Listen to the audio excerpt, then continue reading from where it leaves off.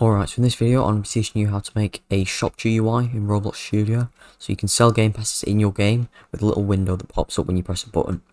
So the first thing we're going to do is make the GUIs themselves. So if you go over to start a GUI in your Explorer tab and click on the plus and then insert a screen GUI, and then we can name that Shop GUI, and I'm going to turn on ignore GUI inset so it uses the entire screen. And then in the Shop GUI here I'm going to click the plus again, and I'm going to create a text button, and then I'm also going to create a frame.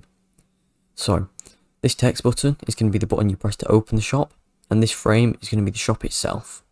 So for the button, we're going to be using the scale rather than pixels, which is basically a decimal of the screen, so like a different size, so it's the same proportions on every possible person's screen, so it doesn't look off based on what resolution your computer is.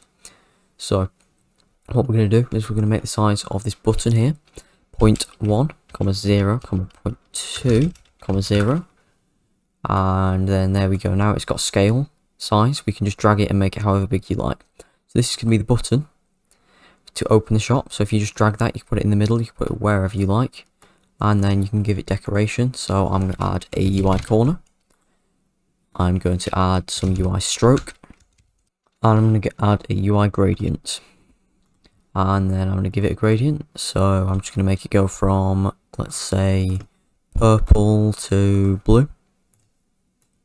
I'm going to give it an outline, and there we go. I think that looks good enough. So you can make the text say shop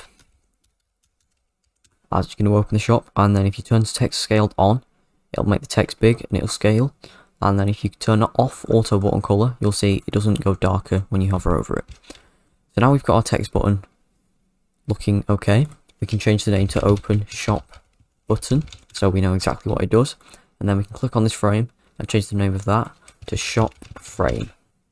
And then again we're going to change the size to 0.5, 0.5, 0, so we've got it scaled, and then you can just change it to whatever size you like. So again, I'm just going to take this UI corner, UI gradient and UI stroke, duplicate them with Control and D, and then drag them into the shop frame so it looks pretty much the same. And then I'm going to give the anchor point 0.5, 0.5, so it's anchored based on the middle part. And then I'm going to put it in the center of the screen, which is 0.5, 0, 0.5, 0. So now we have our GUIs looking good. I'm going to change the shop frame's visibility to false.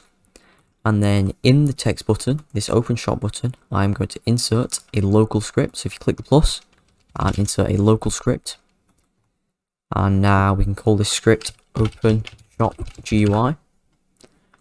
And first of all, I'm going to define a variable. So that variable is going to be this shop frame here. So the way I'm going to do that is call it local.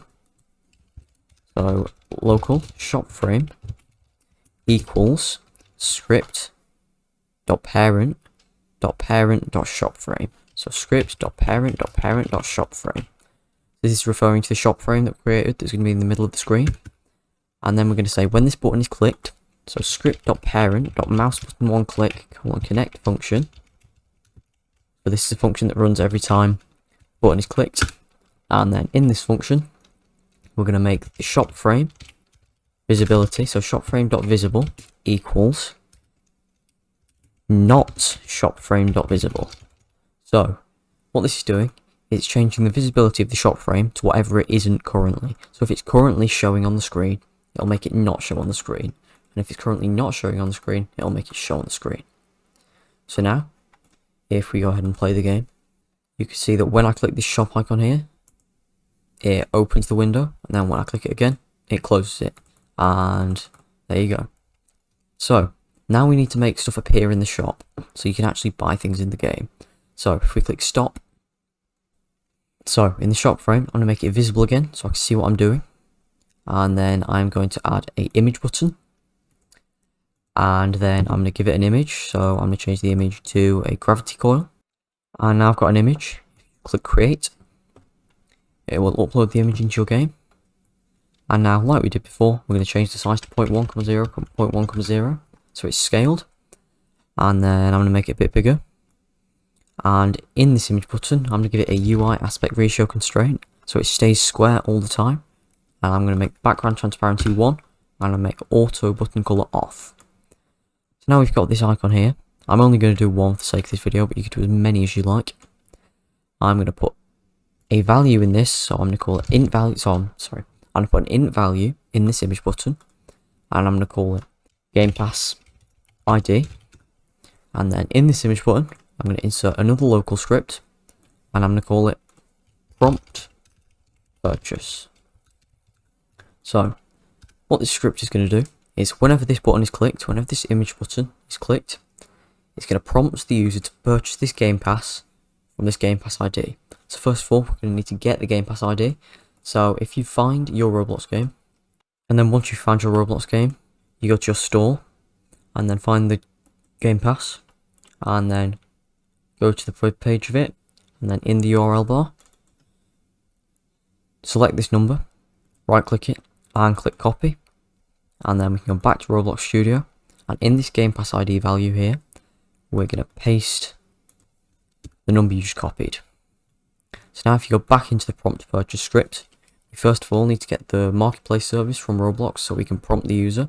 So the way we can do that is local MPS, so for marketplace service, set that equal to game get service marketplace service, and then we want this to prompt whenever the button is clicked. So if you do script.parent, so the button itself, dot mouse button one click or one connect function,